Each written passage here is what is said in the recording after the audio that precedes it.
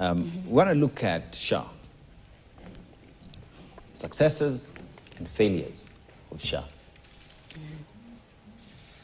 and look at solutions that would enable us as Kenyans say, we fixed SHA and it's working for us. What are some of the successes that you have? Thank you. That is what I was actually waiting for. And this debate would have been more fruitful if we looked at the successes, challenges, and we gave our recommendations.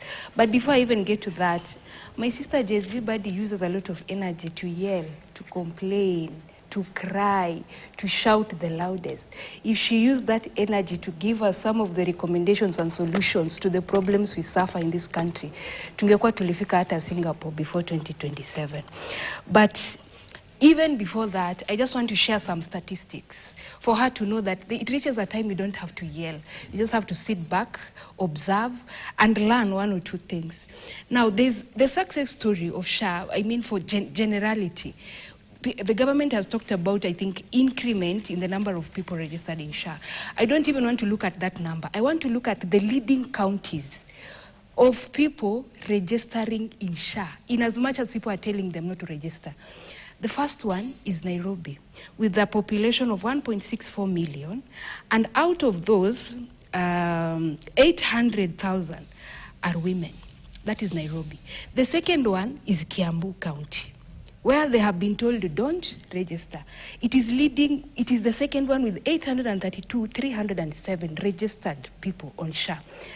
The third county where my sister comes from, and I'm sure they are watching, but it just sends a message to you that they don't listen to your noise, is Nakuru County, with the total registered members of 730,260.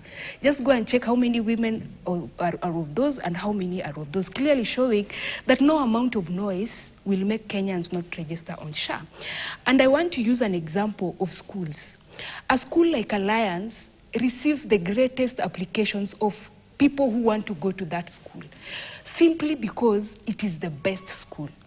Clearly, SHA has reached, I think as of today, we are speaking of 30 million Kenyans. I mean, if SHA was bad, 30 million Kenyans would not be registering on SHA. Can I ask a question? You just give me my time. The greatest challenge I see with those numbers is the people contributing. And I want to challenge Kenyans today, especially those in the informal sector. Of course, I've heard there's a discussion about people paying annual premiums rather than monthly. That would be a challenge for someone in the informal sector.